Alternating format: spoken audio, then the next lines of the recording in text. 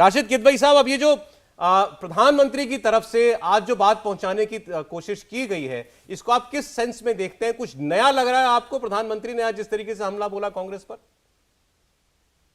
जी सौरभ, धन्यवाद। देखिए, एक तो प्रधानमंत्री फिर मतलब राज्य की चुनाव में अपनी प्रतिष्ठा को दांव के ऊपर लगा रहे हैं। मतलब अगर हम मध्य प्रदेश की बात करें तो शिवराज सिंह चौहान जो है वो भाजपा के सबसे, मतलब पूरी भाजपा की, जब से भाजपा अस्तित्व में आई है, सबसे लॉन्गेस्ट सर्विंग मुख्यमंत्री है। लेकिन उनकी बात नहीं, उनका जिक्र नहीं, उनको इंट्रोड्यूस नहीं किया जा रहा है, उनका काम की चर्चा नहीं की जा रही है।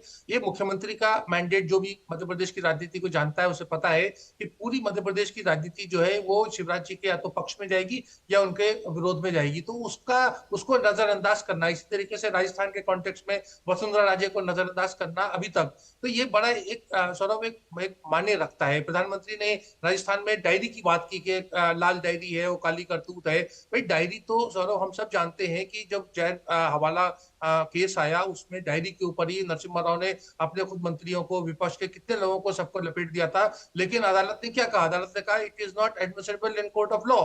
तो फिर वो वाली डायरी के जरिए वो विपक्ष को घेरने की कोशिश कर रहे हैं। मुझे लग रहा है प्रधानमंत्री कुछ चिंतित नजर आ रहे हैं। मतलब जो प्रधानमंत्री का काम है, वुमेन रिजर्वेशन बिल पास हुआ है, G20 का एक इतना बड़ा सम्मेलन अंतर्राष्ट्रीय स्तर हुआ, चंद्रयान हुआ, लेकिन जीत को लेकर आश्वस्त नहीं हो, पूरा जोर लगा रहे हैं, कोई कसर नहीं छोड़ रहे हैं। तो ये दर्शाता है कि एक तरीके का डेस्परेशन है, और उन्हें अपने, मतलब जो उनके मुख्यमंत्री हैं या उनके जो प्रदेश के नेता हैं, उनको लेकर के भी पूरा भरोसा नहीं है। तो अपने ऊपर वो कह रहे हैं कि वोट मुझे दो, मुझे देखो। ये जो है ये बड़ा महत्वपूर्ण है।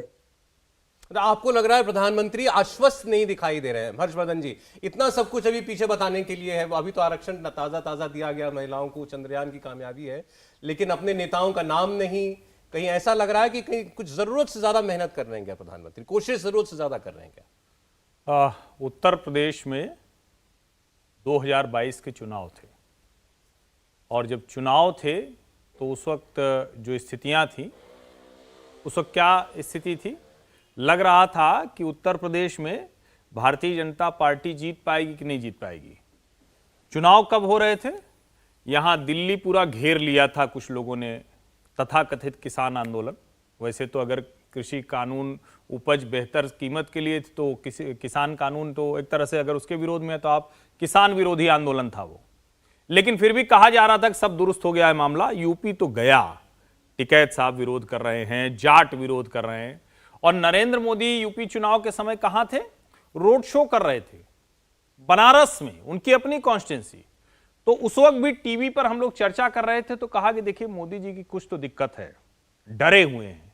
अगर अपनी ही कॉन्स्टिट्यूंसी में उनको रोड शो निकालना पड़ रहा है, उनको जा जाके लोगों से मिलना पड़ रहा है, जगह जगह ढेर सारी रैलियां करनी पड़ रही हैं, तो मुश्किल है। परिणाम क्या निकला? प्रचंड जीत। 2019 का लोकसभा चुनाव, राफेल वाला चौकीदार चोर है, कहा गया अरे ये तो गड़बड़ हो गया, चिपक गया, भ्रष्टाचार का मामला है। चुनाव नतीजे आए तो क्या हुआ? भारतीय जनता पार्टी 272 का आंकड़ा छोड़ी 300 के आगे चली जाती है, 303। और एक बात, एक छोटी सी खबर मैं पढ़ रहा था, चूंकि मुझे लगता है कि कई बार संदर्भों में बात करनी चाहिए।